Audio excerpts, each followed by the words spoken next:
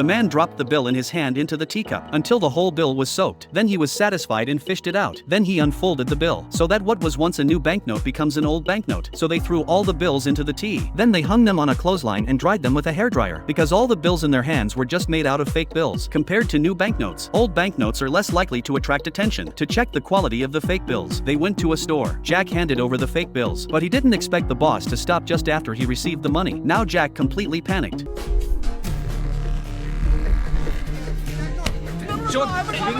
Sonny saw the wrong, immediately rushed forward. He snatched Jack from the owner's hand. Luckily, the two brothers took advantage of the chaos of the crowd, which made it possible to escape from the tiger's mouth. They thought it would be easy to print money, but they didn't realize that the fake bills they made would be recognized at a glance. Sonny looked at the fake banknotes in his hand and started to think that they were wrong from the very beginning. Indian banknotes are made of a special cotton pulp paper. This paper has a very different feel from ordinary wood pulp paper, and it has a distinctive crisp sound. And then there's the color-changing ink on the banknotes. The ink changed colors when viewed from different angles. And finally, there's the security strip printed on the banknote. If you want to make higher quality counterfeit banknotes, you have to solve these problems. In order to produce high quality counterfeit banknotes, the drawings on the banknotes must all be drawn by hand, because the microfonts on the banknotes, even the most sophisticated instruments in the world, will show a kind of Moore pattern when they are scanned. So they have to draw the first draft by hand, then scale it down and carve it. Finally, after sanding and chemical treatment, a template for printing banknotes is completed. But since cotton paper was strictly controlled by the Indian government, they had no chance to buy it. So they had to look for plain paper with a similar feel. After days of searching, Sonny finally found some hope in an advertisement book. They found that by combining two pieces of paper, not only was the feel of the paper similar, but also the thickness was very similar. Just bleach the paper, print it on two separate sides, punch a hole in the front and put a security strip on it. Finally, glue them together, and you have a perfect sandwich banknote. Once the paper problem was solved, it was time to solve the second problem, which was the color-changing ink on the banknotes. Jack thought of a way. He used the market to buy metal paint and ink mixed. Out of the color change effect is enough to fake the real. Then he brushed a varnish on the banknotes to make them crisp.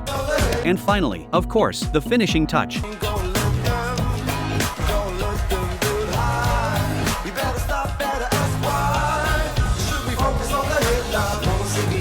In order to verify the quality of this fake, they went back to the street store, and this time they were smart enough to do it. In case they were caught again, they held hands to make it easier to escape.